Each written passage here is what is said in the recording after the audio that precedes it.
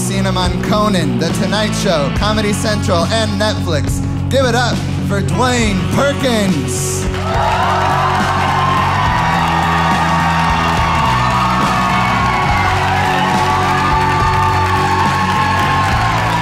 Yo, what is up? Thank you. Thank you, guys. Thank you. It's really good to be here in Provo. Really is. Not too many, I get a sense there's not too many black people. I'm not sure. I don't know the demographics, but. No, I just say that because I saw a black guy a few hours ago and he hugged me and I didn't know him.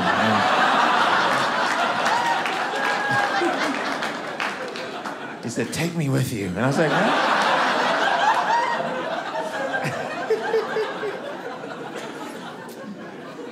It is good to be here. I love Utah. I really do. I mean, I've been here so many times. It seems like with all the craziness that's happening now, like I come to Utah, it's just mellow. Like it's not, it's not so divided here. I don't know what's gonna happen with our country. I really don't. But I believe in the American dream. I think that's still a thing. No matter. Yeah. I hope. No matter where you start, you can make something out of yourself. That's America, I think I'm the American dream. Look at me, from Brooklyn, New York, and now I'm in Provo. You understand? So, if you have a dream and you believe in that dream.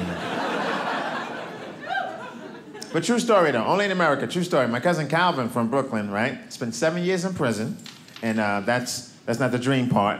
7 years in prison. While in prison, took classes, got his college degree in jail. Graduated top of his jail class. Was so proud of him. He made the warden's list, so he was a great student. My cousin got out of jail with his degree, and in 2 weeks, he got a job at a bank. No, I'm just teasing you. He didn't get a job at a bank. He did a bank job, is what I meant to say. Yeah. Well, he wanted to go back, get his master's degree, continue his studies. It was unfortunate, though, because when he went back in, they sent him to a different jail, and his credits didn't transfer. He had to start. He went to community jail. You got to go to the right jail, is all I'm saying. People. I do travel a lot. I travel within the country, but I also go overseas, I like going overseas. Last year was a good year. Last year I went to China, Israel, Scotland, Africa. It was good going to the motherland, Yeah. Because I've never been to Scotland. So, just kicking it with my people over there, They don't like Americans everywhere you go. Yeah, they don't like us everywhere you go. I think it's because, I don't know, everywhere you go, they know everything about us, and we know nothing about them. Yeah, we're like the hot chick of the world. That's who. You ever hang out with a young hot chick, and she doesn't know how the world works yet, She says things like, "You don't have to wait in line, just go to the front." Like she doesn't understand. All the drinks are free.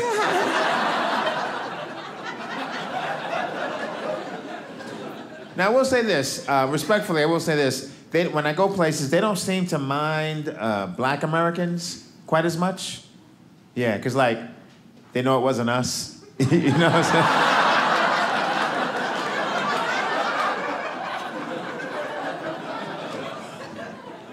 I've been to Africa a bunch. That's great, First time I went to Africa, I was so excited because I had a message, for my people over there. Because see, to understand, you have to understand, my grandmother raised me, so I'm real old school, right?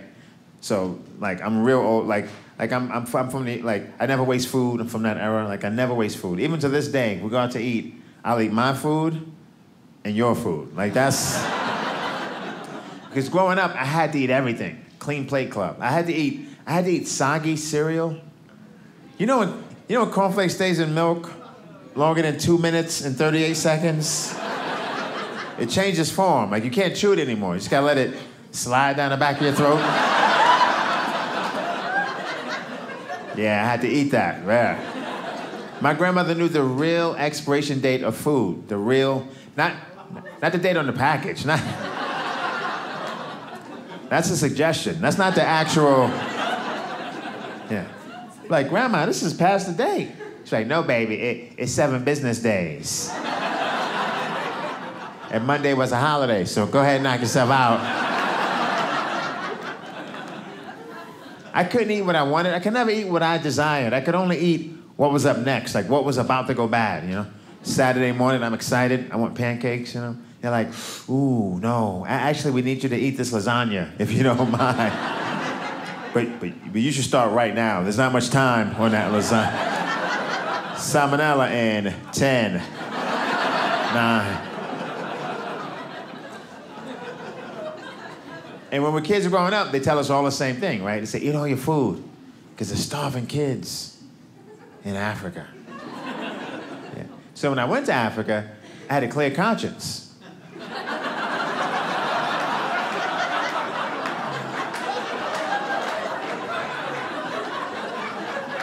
Yeah. I got off the plane. I was like, hey guys, good to meet you. Hey guys, listen, I ate all my food.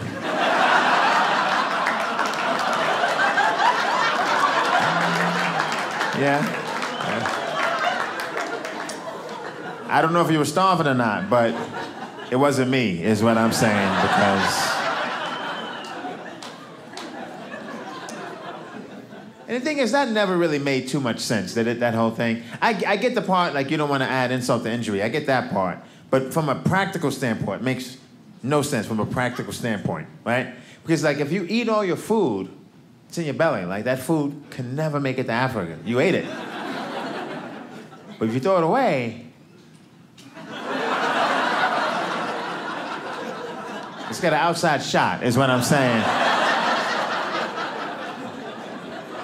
Like, say you're eating a pizza, right? You shouldn't do this. You got a slice of pizza, and you just fling it. You're done with it. Just fling it.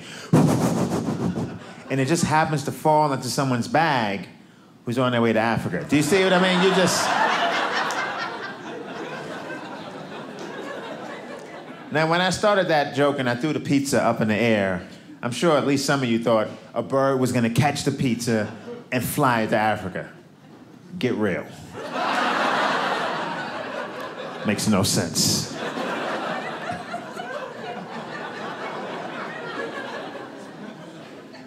Been traveling a lot. I actually went to, you know where I went recently? I actually went to Amsterdam. Yeah, so, you know what happens in Amsterdam, Provo.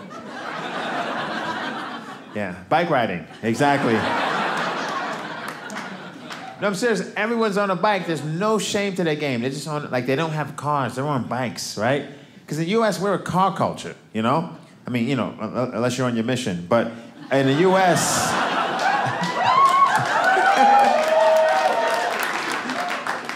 most places in the U.S., we're a car culture. Like, if you're over 18 and you're on a bicycle, you kind of have to explain yourself, right?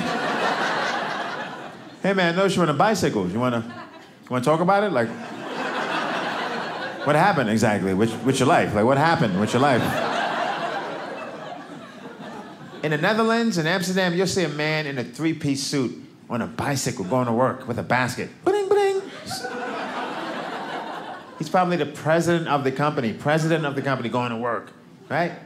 Like, here you see a man in a 3-piece suit on a bicycle going to work, and you're going to say to yourself, wow, his divorce lawyer sucked. Like, that guy lost everything in a divorce. It's really sad. And that's why when people ride bikes, started about 15 years ago, when people ride bikes in the US, they go out of their way to let you know it's a hobby. You know what I mean? No one can just hop on a bike with jeans anymore. No, you gotta be in the Tour de France. Like, you got a $2,000 bike. You gotta have spandex, stupid aerodynamic helmet, right? The shoes that lock into the pedals. You gotta get sponsorship. You know, it's just like, what are you trying to shave 30 seconds off your time to Jamba Juice? Like, calm it all way down. Calm it down. And I don't get the shoes that lock into the pedals either. I'm sure there's a reason, but like whenever I see guys with shoes, with a guy with shoes that lock into his bike pedals, I get sad. I do. I go, oh, that guy doesn't know how pedals work. How sad. I should probably tell him how pedals work. Listen, you only need shoes that lock into the pedals if you have one pedal or one foot, because you gotta bring it back. Unless you're prepared to go like this, you know what I'm saying?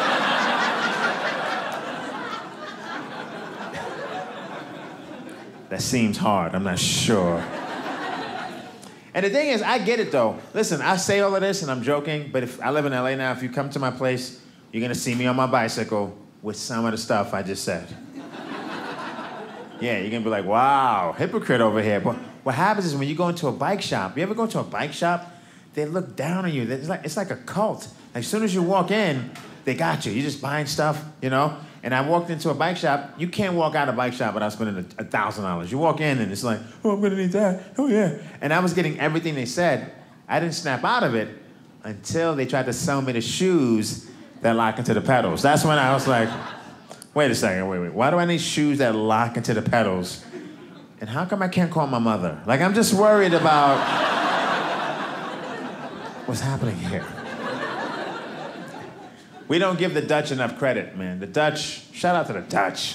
Think about it. They gave us Going Dutch. Like, that's big. Some brave, forward-thinking Dutchman stood up for himself one day and said, maybe you pay for yourself? I don't...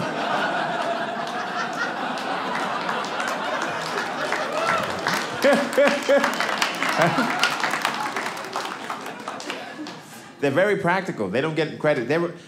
Everything they do is so, it just makes sense. Like, they have vending machines over there in the Netherlands, like an entire city block. It's a big vending machine. It's amazing. Bread, peanut butter, whatever you want, type in a number, it comes to you from halfway down the block. What do we have? Late night gas stations. And they lock the door at 11, because it's America. I get it, right? Now you gotta order through that glass what you want. He never gets it right. We've all been there. Like, hey man, let me get 30 on pump 6, please. And you know what? Let me get the Cool Ranch Doritos right there. Yeah, the Cool Ranch. Thank you. Oh, hey man, hey my man, listen. Hey. No. Those are not the Cool Ranch. Those are Band-Aids, actually. That's not what The Cool Ranch, right next to, right? You see what? No, dog, that's ravioli, man. Well, actually, how much is the ravioli? How much is the ravioli? All right, bet. Yeah, let me get the ravioli then. And then the Cool Ranch. You see, right? No, right? Your hand is right. That's fine. No, bring up the cashews. I love cashews. I like the cashews. That's fine.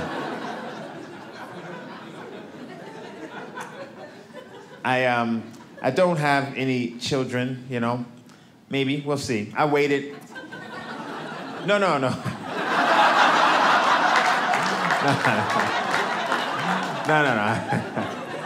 I meant we'll see if I have some, not...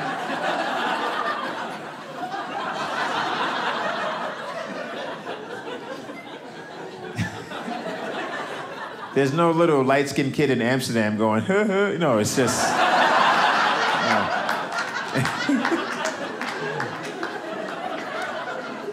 But I waited to have kids because I'm from the hood, and my mother had me so young that I wanted to fix it, you know? Yeah, I wanted to fix it to make her a grandmother at the right age. I was trying to clean up the timeline a little bit.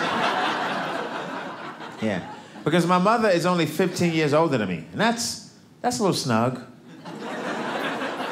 We can say it's snuggy, you know? It's not bad, though. The good thing is she could never play the back in my day card. Because I was there.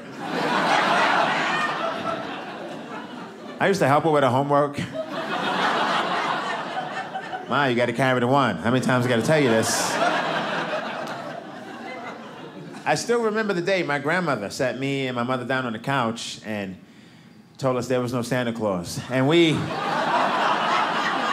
cried.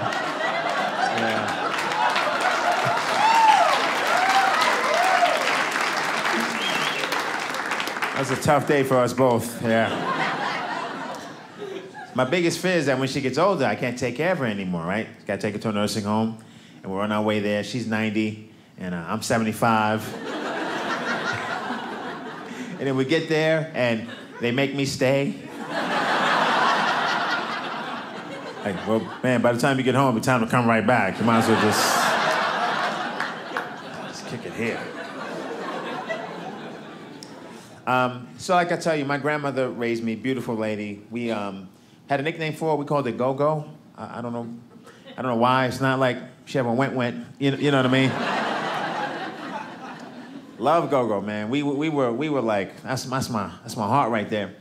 But you know, she had funny ways about it. Like every time every time Go-Go burned rice, which was every time Go-Go cooked rice, it was always my fault that she burned the rice.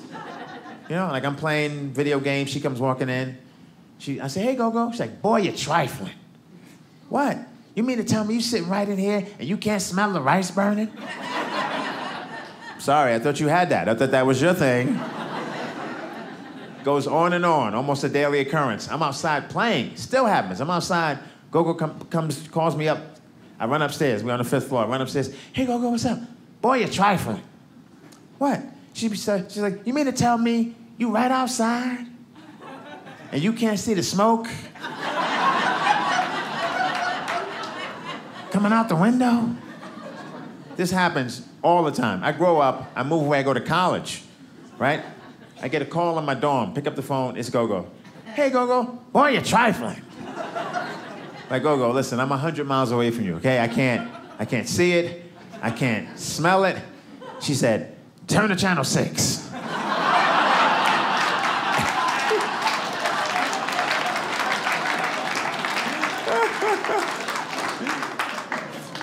It's funny, but technically you're laughing at my grandmother's house burning down. I just want to let you know that's... No, it's okay. It didn't happen. It didn't happen. It's exaggerated for the joke.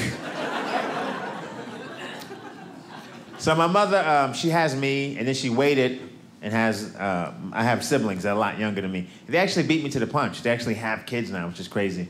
My sister has a niece, I have a niece, my sister has a daughter, and she named my niece's name Skylar. That's her name, Skylar. I like the name, you know. I didn't like it at first when I first heard it, because it's kind of a white name. I feel we can,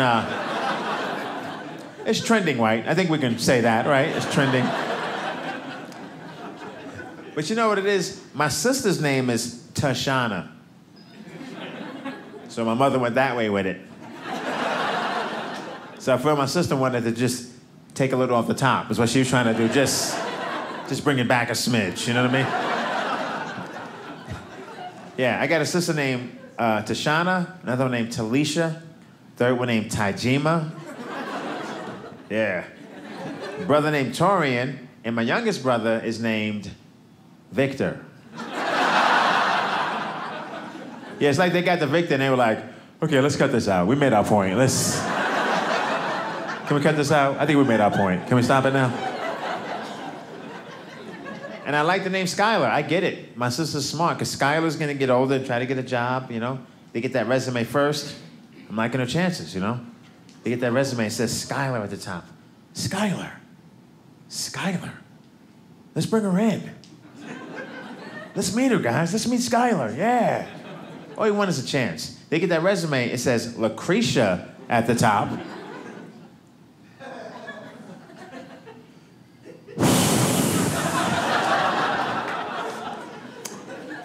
You know, Lucretia doesn't sound like she thinks the customer's always right. Let's just put that.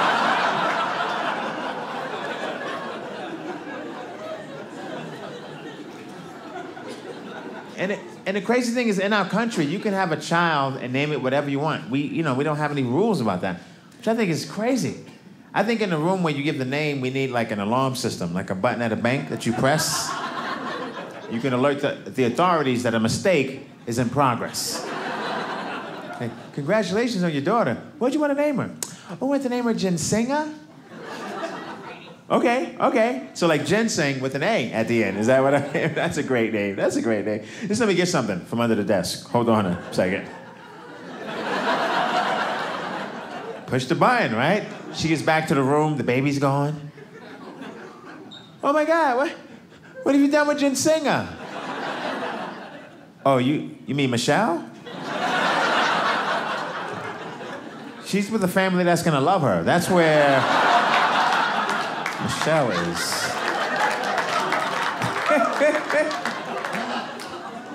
And listen, I'm kidding. I know you cannot take people's babies away, okay?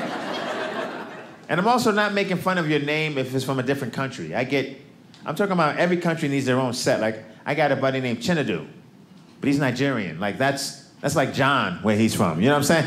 So I'm not talking about that. But for people that go off the ranch, think about it. One guy types a name in, that's the name forever. We got to give this guy the power to say no. He can change this baby's life. He's the baby's advocate. Give him that power, right? Congratulations on your daughter. What would you like to name her? Oh, you want the name of Exitasia?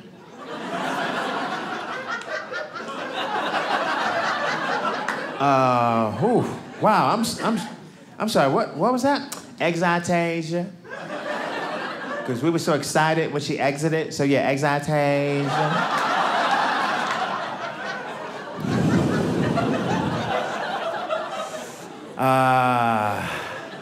No, I'm sorry, I can't. Now she's gonna get upset, right? Well, hold on, who are you? No, I can name my daughter whatever I wanna name my daughter. I ain't talk to a manager, you telling anybody when they can name anybody. Matter of fact, big man, what is your name? What's your name? Who me? I'm Lamangelo. My crazy mother loved lemon jello.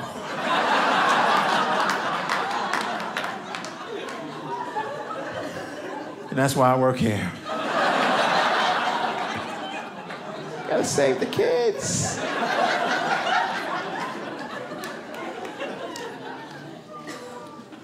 It's fun being a comedian. It's a lot of fun. It's a lot of work, you know?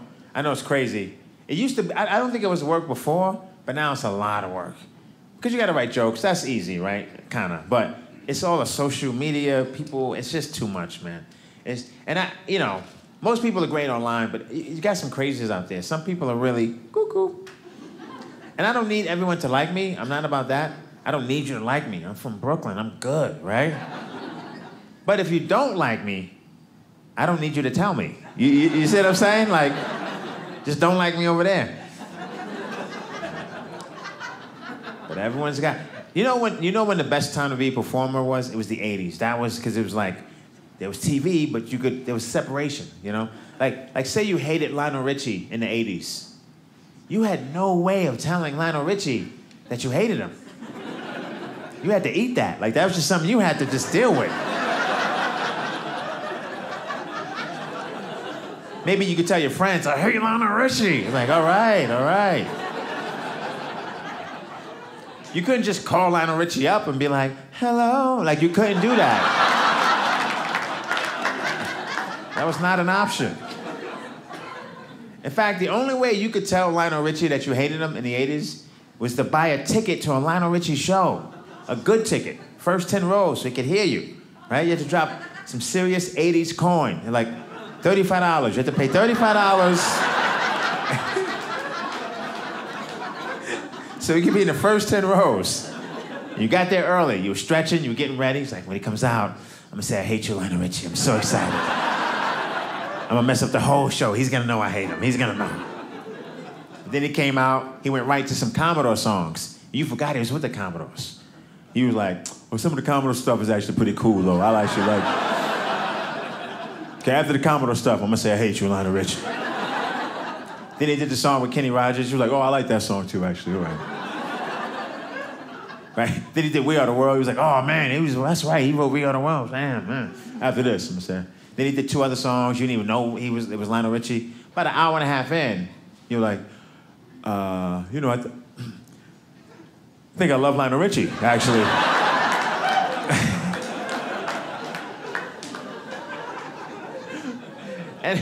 And the problem with the internet is that you can't get kicked off. That's the real issue with it. You can do whatever you want today, come back, do it again.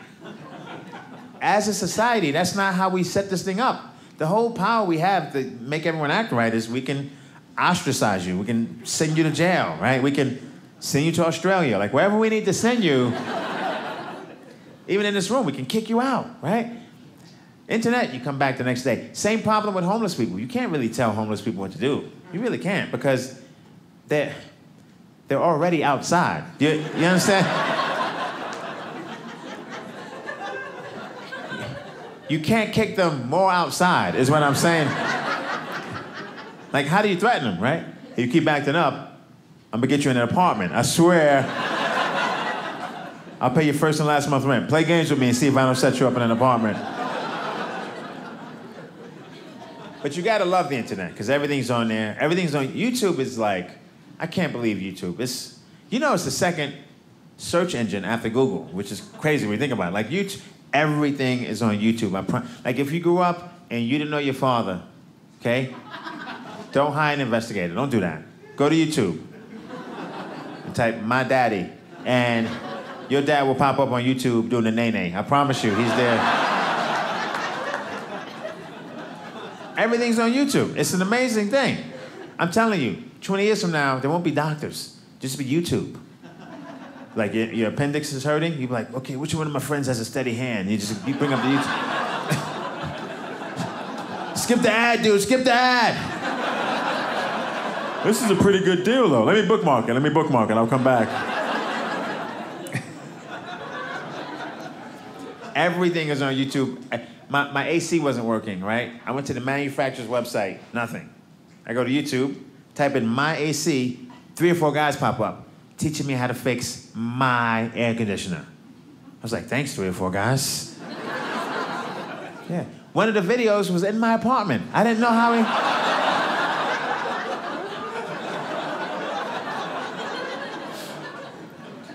And I was like, yeah, I was really appreciative. I was like, thank you, guys. But at the same time, I was like, who asked you to do this? Like, why was this your responsibility? I'm trying to... What, did you wake up at 2 a.m. in a cold sweat? Oh my gosh, there's people out there that don't know how to fix the air conditioner filter. I've got to do it. That blows my mind. Anything in the world you need or want, someone else in the world said, I got it. I'll do a video for you. Anything. You can go to YouTube and type, "how do I wipe my butt?" Some guy will pop up.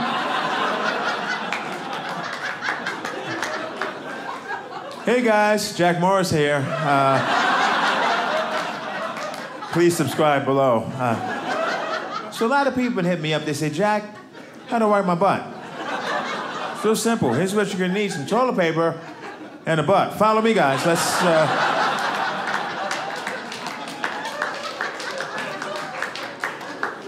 Now, I'm sorry that's a little out there, right? I just thought of the craziest thing I could think of. But then I went back. I said, well, let me see. Let me research my own joke, right? I went to YouTube. I typed in, "how do I wipe my butt?" 5 videos. 5. 5 legitimate videos with no irony. Just people teaching you, right? And who can this be for? Who is this video for, really? Who in the world knows how to read and write, owns a computer, but also doesn't know how to wipe their butt?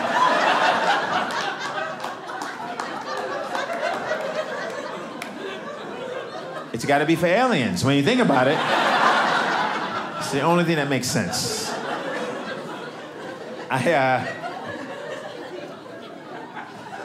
I get all my music online too, because the radio station, they play 4 songs all day. You know how that is. I actually heard Jay-Z on the radio recently, and the radio guy was talking to him. He was like, "Yo, Jay, what you feel about the music today, Jay? There's no good music, And Jay-Z was all like, "Well, there's good music out there. You just gotta find it. You gotta search for the music." So.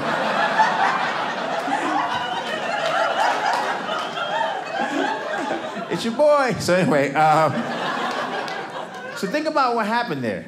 The radio station asked Jay-Z, "Where's the good music?" Jay-Z told the radio station to find it.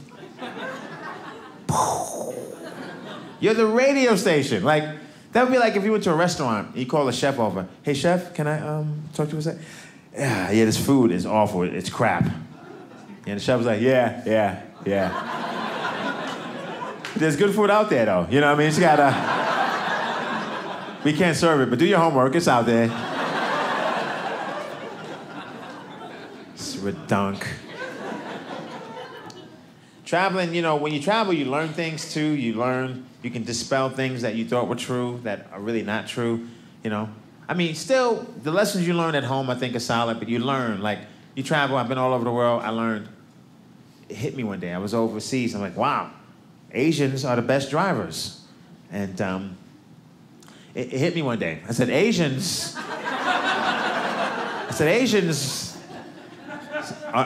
you guys think I'm having a stroke, don't you? No, I'm serious. Asians really are the best drivers. You have to go over there to get it. You know how you cross the street in Vietnam? The cars don't stop. You can stand on the corner for like an hour. And you're like, what's happening? And someone explained it to me. He's like, no, you got to just go. And they'll just drive around you. Yeah, you have to take a deep breath and just step out in the traffic. They're like, whoa, but you got to keep the same pace. It's very important that you keep the same... It's like Frogger and you're the frog. You understand? And then you get to the other side of the street and you look back for your body and you go, whoo, I made it. Unbelievable. That means they're driving around you. That's precision driving, right? Some of you still not buying it. Think about it like this. I prove to you Asians are the best drivers. Prove to you right now. Think about it like this. Anybody can just drive safely. And anybody can have an accident. But do you know how hard it is to almost have an accident?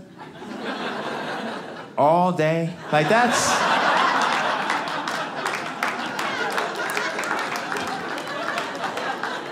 That is a skill, my friends. This is the part of the year where, if you're a sports fan like me, I don't know, we're taping this at the time where basketball just finished, hockey just finished. This is when it gets rough. I mean, I like baseball, but, you know, it gets rough right now. That's probably why you're here. You're like, let's go to see some comedy because there's nothing on. And what happens is ESPN, they have to justify why they're around, so they start showing stuff that's not sports. This is when it happens. They start putting on activities, but try to pass them off as sports. Dart throwing, activity. Bowling, activity. The other day I saw cup stacking. Now, for those of you who don't know what cup stacking is, let me explain to you. It's cup stacking.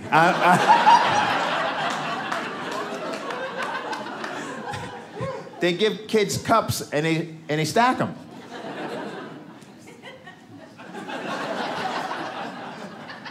I'm like, put the cups away, go outside and take your beating like a man. Go outside.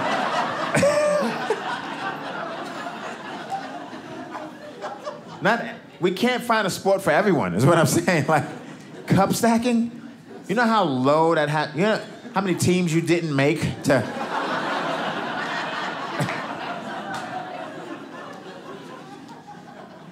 Activities, man.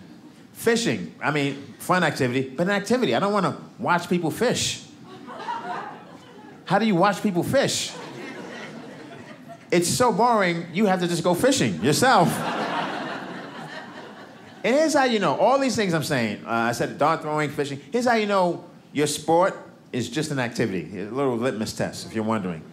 If you're the best in the world at your sport, but you still have a roommate. Sorry, that's an activity, that's not a sport. If you hold the world record, but you split the cable bill, I'm sorry, that's not activity, that's not...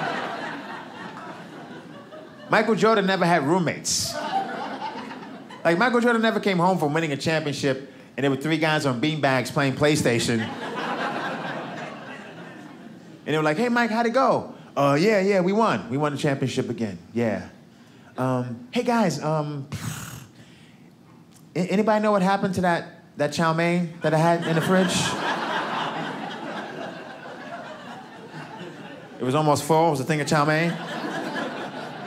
So nobody knows what happened to the chow mein. Okay. I said I was going to win the championship, come home, and eat that chow mein. I wrote my name on it. You didn't see my name? It said MJ's Championship Chow Mein. You guys didn't see that on the...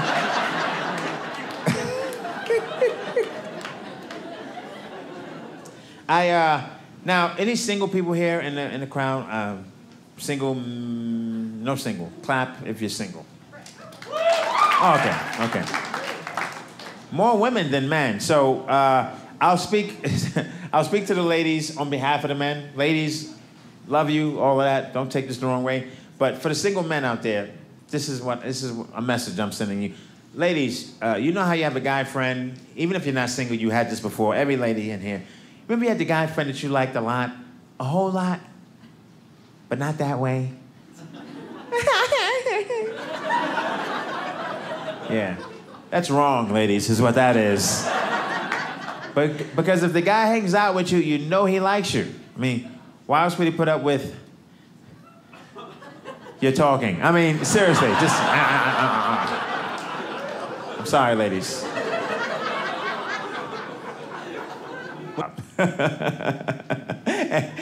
And we're not going to hire you. No, we'll probably hire someone who's far less qualified and has a drinking problem. But this is a great resume. Wow. In fact, this is the resume we're going to use to judge all the other candidates. Now, we're not going to hire you ever, but is it okay if we call you every now and then to complain about the guy we do hire? Can we do that?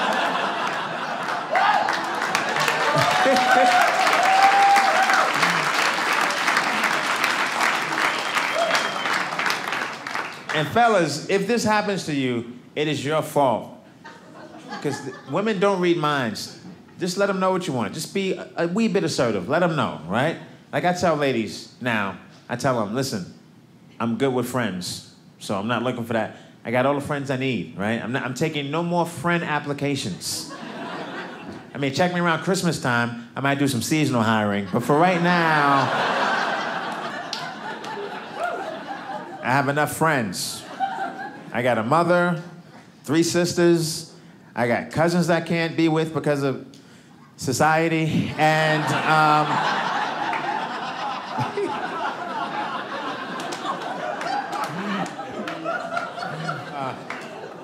I said who was single, so everyone else must be not single. So who's not single? Good on you, good on you, good on you.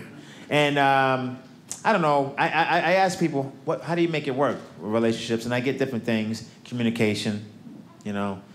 Some guys say drinking helps. A lot of men tell me, though, a lot of men just like, hey, man, just let her be right. Just, you know, yes, dear, and I get it. All these things I get. But here's, I think, the real thing to it is picking the right person in the beginning. Then the work is a little easier. You don't mind doing the work. So I don't know about for ladies, but for men, I've got a little litmus test. Here's how you know you got the right lady. Right, fellas? It's the one you look at and you say to yourself, you know what? I love this girl so much that I am prepared to come home from work every day, sit down in front of her, and listen to her story.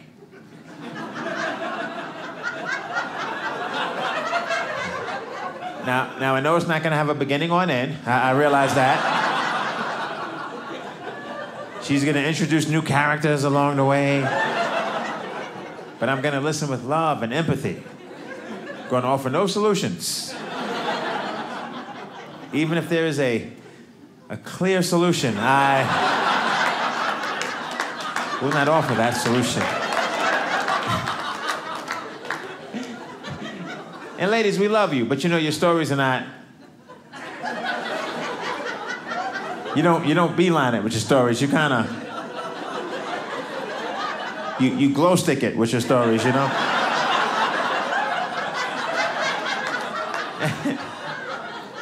And it's because you're smarter. Like, I'm being real. Like, your brains handle more variables than ours. With tunnel vision. So checkers, just basic checkers. That's all we got. Just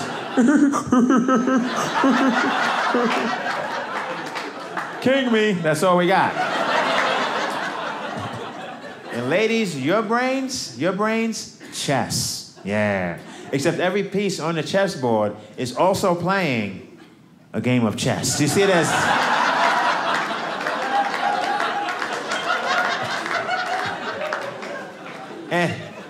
And I think that's the reason why you never see like 4 women hijack a plane. Yeah. I think it's because it would take too long, to be quite. And another thing. I'm sorry, but why are you hijacking this plane again? I'm getting to it, okay? Okay. It's just that we've landed already, is the thing, so... Should we circle? What should we do, man?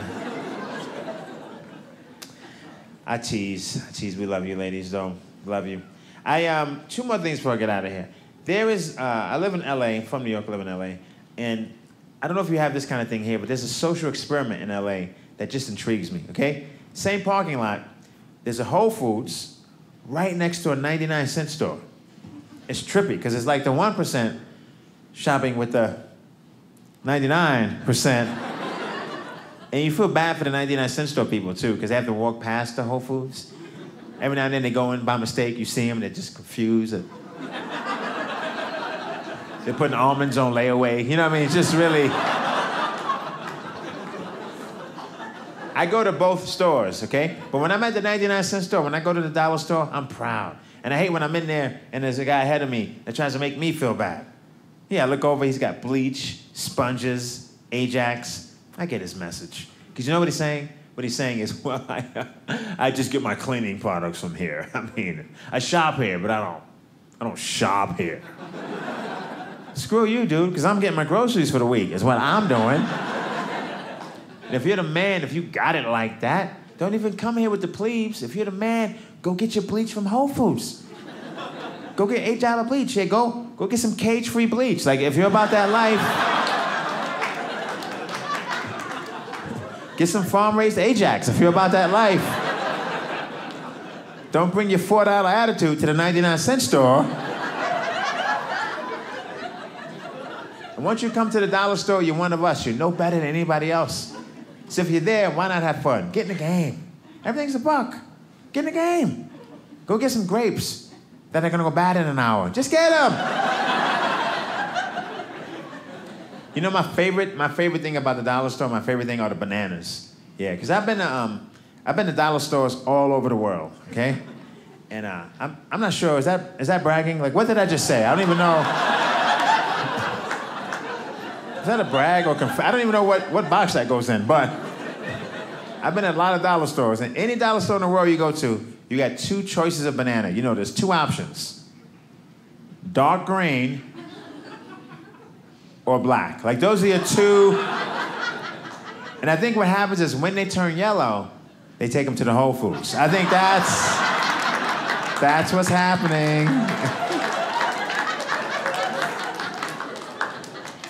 I want to leave you with this. I live alone, everyone. I got my own little condo. It's a good look. I didn't always live alone. I used to have a roommate. I saved up. It was fine. But round of applause. Who's the clean one? Clap if you're the clean one tonight. Yeah. These are my people. And you gotta clap, because as soon as I said it, the clean one went like this. So you gotta. These are my people. And I'm sure you're like me. I'm not filthy. Just my old roommate, he was obsessive. He didn't live life, you know? He stalked Dirt. Dirt had a restraining order against him, yeah. He was always lurking in the shadows, waiting to clean. You know?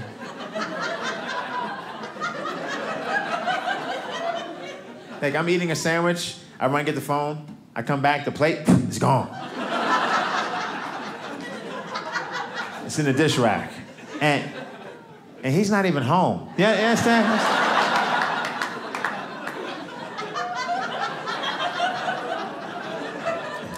He was passive aggressive. We used to write little notes and leave them all over the place, you know.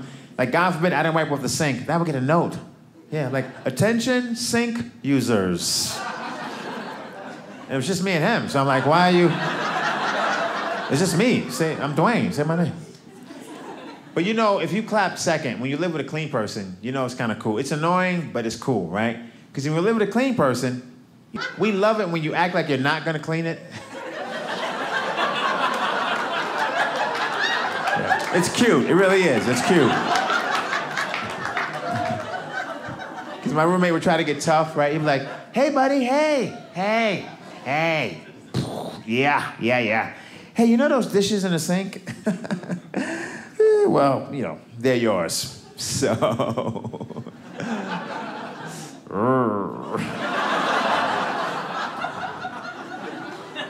Yeah, I know those are my dishes. Just leave them there. I'll get to them. Just leave them.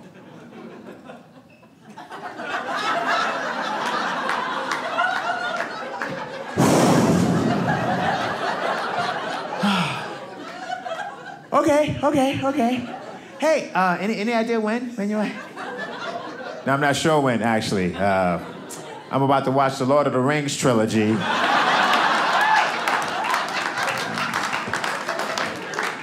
And then I'm gonna read the Old Testament, so I'm not sure. Hey, you guys are great. I'm Dwayne Perkins. Thank you very much, guys. Thank you.